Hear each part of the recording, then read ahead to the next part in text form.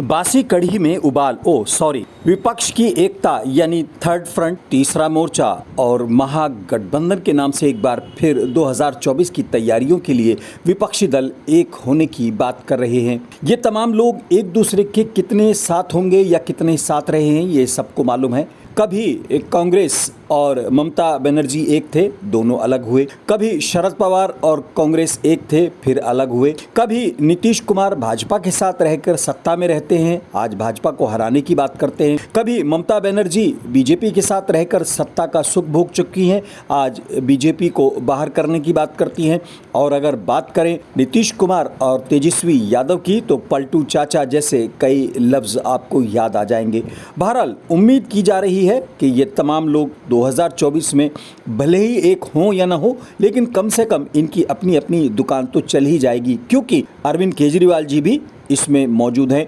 अरविंद केजरीवाल जी वही आंदोलन, वही अन्ना जी, वही तमाम दिल्ली का रामलीला ग्राउंड, वही केजरीवाल जी जो कभी योगेंद्र यादव जी को साथ लेकर चलते थे, प्रशांत भूषण को साथ लेकर चलते थे, और कभी उनका दावा था कि वो लोकपाल बिल लाएंगे, और वो कभी कांग्रेस का और मुख्यमंत्री शीला दीक्षित जी का करप्शन का ब्रीफ केस उनके पास है और उनके आरोपों का, घोटालों का ब्रीफ केस हमारे पास है। आज तक वो सामने नहीं आया, यानी अब वो सब एक मंच पर आकर 2024 में जनता की भलाई की पूरी कोशिश करेंगे। बहरहाल जनता की क्या भलाई होगी ये बात की बात है, लेकिन अरविंद केजरीवाल जी की पार्टी राष्ट्रीय पार्टी हो गई है।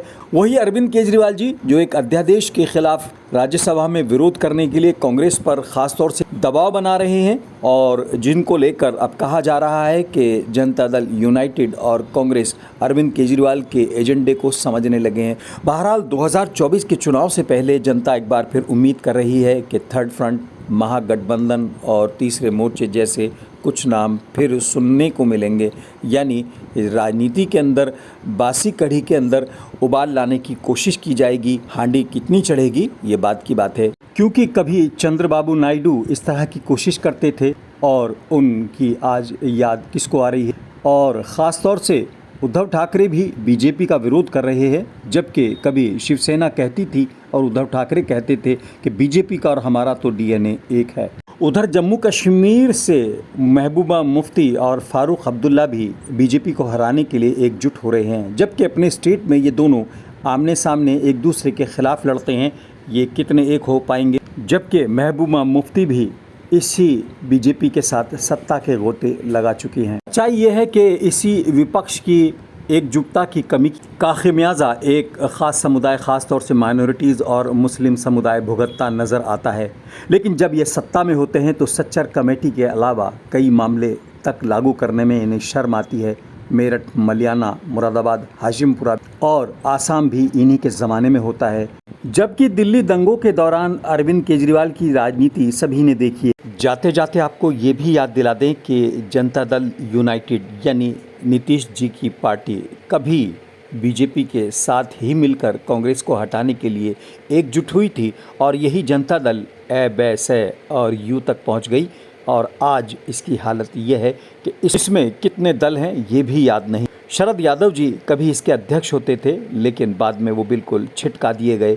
ये तमाम वो लोग हैं जो कभी जेपी आंदोलन से निकले थे, लेकिन बाद में इनमें किस तरह से जूतों में दाल बटी ये भी सबको याद होगा। मुलायम सिंह जी का अलग धड़ा था, नीतीश जी का अलग धड़ा था, लालू जी का अलग धड़ा था, और जनता दल नहीं बल्कि दल हो गई थी। बहरहाल आज फिर ये कांग्रेस के साथ मिलकर बीजेपी को हराने की बात कर रहे हैं, जबकि कभी ये बीजेपी के साथ मिलकर कांग्रेस को हटाने की बात करते थे। लेकिन बेहतर सोचना देश की जनता की मजबूरी भी है और शायद ज़रूरत भी।